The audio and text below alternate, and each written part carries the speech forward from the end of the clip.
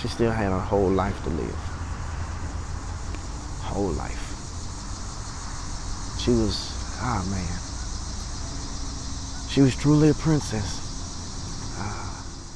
Maurice DeGaulle was on his way back home from visiting family in Georgia on August 21st when he got the call that his kids had been in a car accident. After gathering his family, he rushed to the scene. They wouldn't let me near anyone. They wouldn't let me back. They stopped me right where they had the road blocked off and wouldn't give us any information. So I asked to speak with the sergeant that was there. He just looked at me, and I can see the tears in his eyes, and he just said, "Get to the hospital." And I was like, well, I just need to know if my babies is okay. I heard 3 of them was in the car. I need to know if my babies was okay. At this point, I'm upset and I'm angry because I'm not getting the information. I'm not getting what I want to hear. There were 4 kids in the car, Maurice's 6- and 7-year-old daughters, as well as their 13-year-old brother and his 16-year-old friend.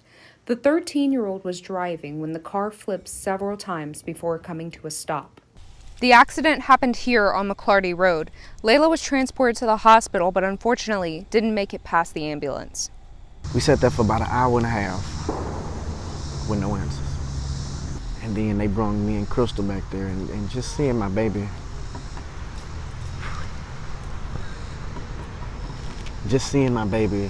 laying up there in that hospital bed.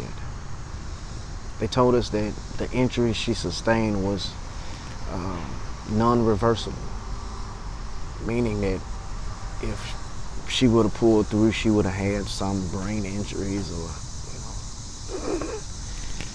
loss of feeling in her arm. The 13-year-old who was driving was treated and released, and the 16-year-old had broken his arm, had surgery, and was released. Laylah was, she was a doll. Anybody who met her or been around her loved her.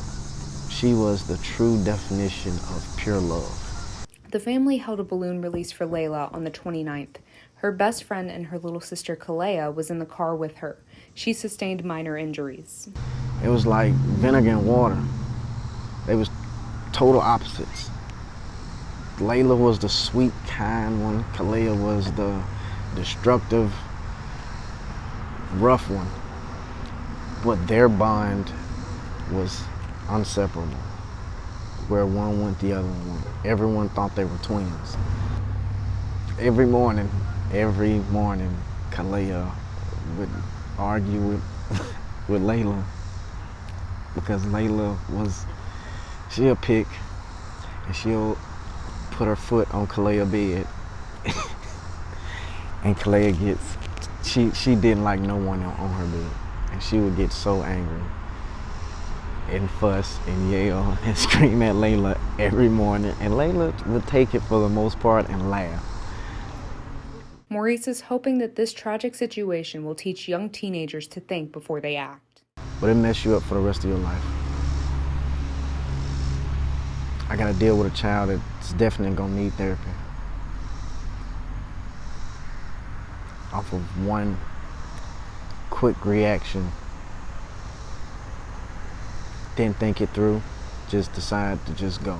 With Clarksville Now, I'm Angela Peterson.